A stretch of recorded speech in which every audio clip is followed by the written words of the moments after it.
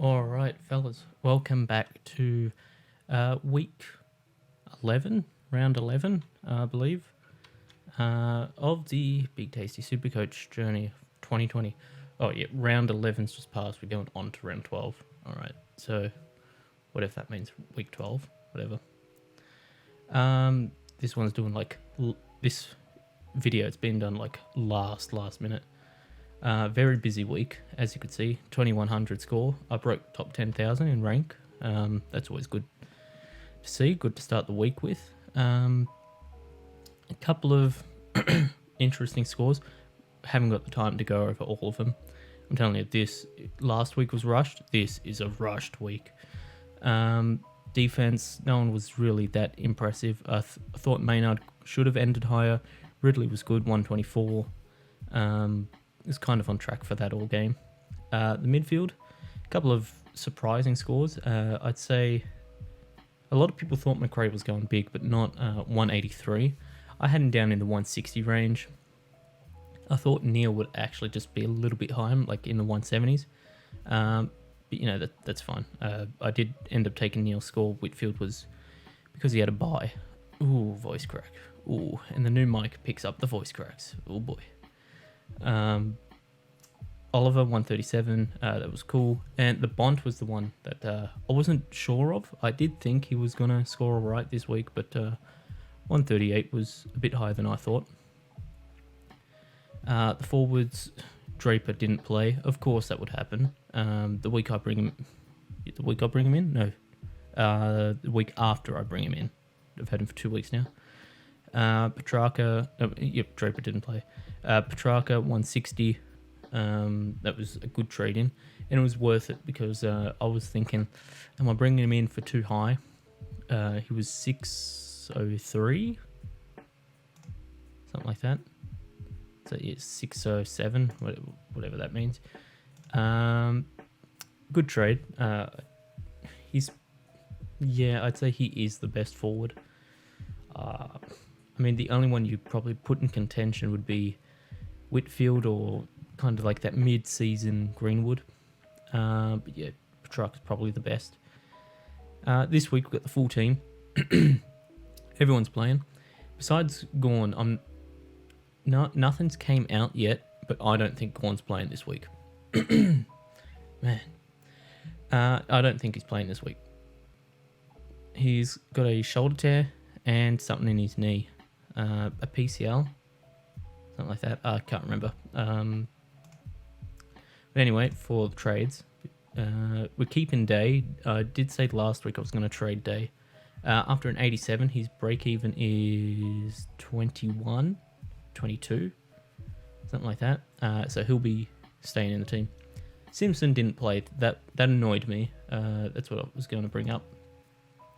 Simpson not playing was very annoying. But we're trading him this week anyway. I wanted him to play because that would have been the extra 20k to go to a better player. And then we'll also be trading Arts this week. I reckon you could hold Arts one more week, and then after that, I'd say trade him. But you know, 1 week difference it's not going to make or break the season. But this next trade might break the season. I'll give a bit of a story first and why I'm doing it. So it was, I think it was after, maybe it was Saturday night, something like that. It was mid-round. Anyway, I was doing some math, brought the calculator out, and found out I can't finish the team. Ling's been dropped, Rivers is trash, Bennell misses every second game. McHenry's trash. Schoenberg didn't show up.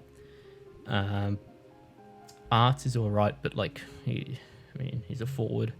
Close is okay, but again, Skinner got dropped, and I'm just looking at the team like there's no money here. So it's time to do a make or break move. This either ends the season, or I come off with the 350 billion IQ I have. Ooh, hit the cord. It shows that off, and it's easy sailing until the finals. I'm playing for league still, of course, and that will be Max Gorn out. Now, okay, I know what you're saying. You already typed in the comment. You've already disliked the video. You've already you're sending hate messages, everything. I know I said do not trade Gorn. That was before the injury news came out. That was when he was just scoring bad. That was it. Injury is different to scoring bad. I stand by, keep Gorn if he's only scoring 80 a game.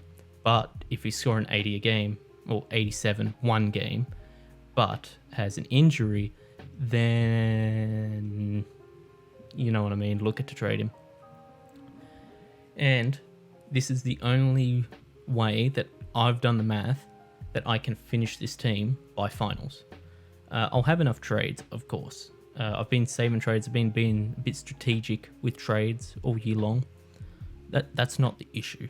The issue is no cash gen. Kind of went a bit too cheap. I mean, this is going. I do plan on making a video about like what I've learned from this year and what to take over into next year. One thing is I got too cheap with the team.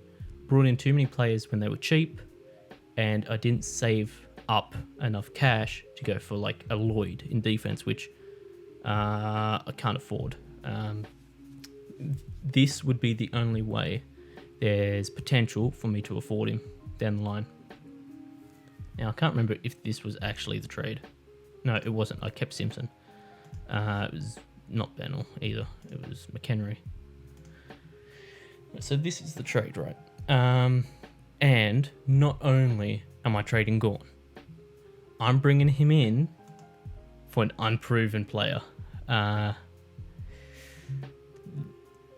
Boy, oh boy, is the stress high this week. Bringing in a forward. His average isn't bad. It's just under 100. And he's had 2 back-to-back really good games, and watching it, good games. Like, when a key back or something like that has a good game, and you're just watching it, and it's like, oh yeah, okay, he's playing all right. But when a big player has a good game, you see it, like a Trelaw or something like that. You know what I mean? You see he always has the ball, and he's always throwing the ball. Anyway, the person I'm bringing in is not Toby Green. I wanted it to be Toby Green. He was actually who I was looking at because he was at a good price range. His break even is high enough that he'd drop a little bit more. That was option 1. Well, option 1 was Hugh Greenwood. But I'm not liking the way he's been playing recently, like very, very recently. He's got 85 and he's got a 77? No, 69 and a 99. He's kind of just missing the ton a fair bit. And I can't afford him. That's part 2. So, I'll be bringing in Peter Adams. Okay. Don't dislike just yet. Let's have a look at him. He's averaging 98.4 a game. His 3-round average is 102. That's good. 102 at F6 is very good. I refuse to listen to the counter argument about a over 100 average this year being bad for F6. Look at these last 2 games.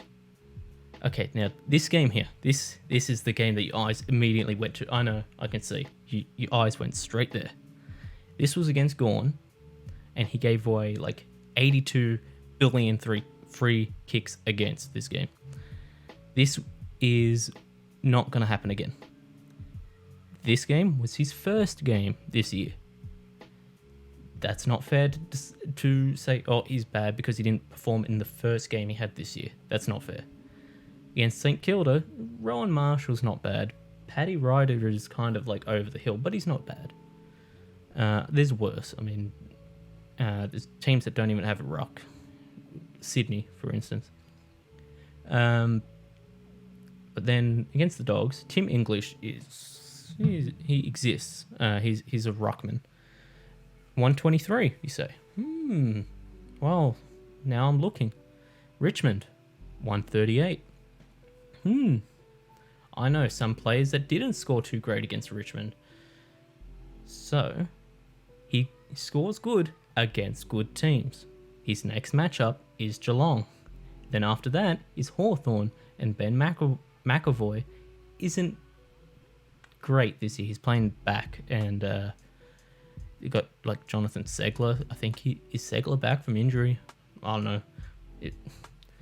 I had a look. Rucks score good against Hawthorn. That's like how it's been this year. Anyway, Beetle Adams is in. Now you say, wait, but that's your forward. Who are you bringing in for a ruck? Here's part 2. So go there, get there. No, what am I doing? Ruck. Screw it. I'll just find him. Now everyone's bringing in Nui this week. I think you've missed the boat on him. I don't think this is really the best value for money. I actually think someone like Tim English is better value for money, even though he's going to drop in price. But I do understand the mindset behind Nick Nui. It's fine. I understand it. Riley O'Brien was option number 2 for me. Riley O'Brien is probably the best player at Adelaide. Laird's a bit too old. The Crouch brothers overrated. Sloan, I mean, he's injured. So I'd say he's the best one. All right. So the person I'm bringing in, and I've seen a lot of people talking about this. I'm not the only one doing this. It's going to be Oscar McInerney. Oh, you can't have 2 rucks, 3 rucks, 4 rucks playing in the same team. You can't have one at the forward line. Yes, I can. Now listen. The better player stays. The worst player gets shipped with Draper back for Gawn. That's how it works as a plan B. Okay? It's not a bad trade. It will become bad if they don't score good, which I'm hoping they don't. But yeah, you can't look at the future. And then here, I'm just bringing in a rookie. Leaves 297 in the bank. All right, so you're saying, but you could trade Simpson and you could finish the midfield. Yes, I know, I could do that. But midfield is not my highest concern right now. It's the defense. I'm hoping 297k. Actually, let's just do it. 297k plus 300k. He'll go up to 300 this week, guaranteed. 295, whatever. He'll go up to that this week. That's for you closing in on 500k. You know what that means? That means Laird, possibly. Let's see. What are we looking at for defensive players? Defense, and we'll go 510. Got Jaden Short. Jaden Short's not bad. 6.2% ownership. He's in a couple of teams. He's in over 10,000 teams. That's not a bad pick. Crisp, not a bad pick. I almost started Crisp in my starting team, and going back, probably should have. Who else we got here? We got. I'm not going to say that. All right, so here's like another one I was looking at over the weekend. Zach Bailey. He's not great. Okay, if we look at his games, he's not that good. But he has got a couple of tons in here. He's someone that you like. One trade left, no money left. If you need him, you can get him. Now I wanted Duday, but he got injured again. I thought, all right, he's been injured once. What are the odds? It happened again.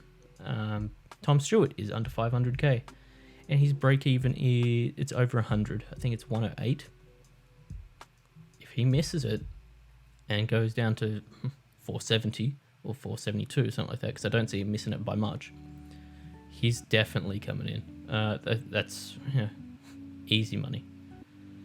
Aish isn't good. Birchall isn't good. Yikes. But there was Caleb Daniel. I thought he'd come up. I thought he was only 5'10", maybe he's like 5'20", something like that. He's 5'13". He's got a 137 break even. 280 scores, 137 break even. You know what I'm thinking? He drops to under 500k, and that's an easy snipe. Take. Yeah, it's mine. Gimme. That's the plan. Will it happen? Who knows? As for the league matchup, last week I versed my friend, YouTuber, Steve R on YouTube, Steve R800, whatever. He's had a rough season, a very rough season. Let's have a look. It was a bit of a spanking. Kind of got saved by a 150, or else this would have looked bad. Who was that 150? I got the webcam in the way. Brayshaw scores 80. This is a very bad week. It's probably like the lowest real score of the week. I'll get onto this another time. That will be in the like what to do next season video. This situation. But anyway, it was a all right week for me. Could have done better. Anyway, that's about it for this week. Feel free to let me know that I'm an idiot for trading Max Gorn, even though I said do not trade Max Gorn. I'm hoping that he drops to Grundy's price.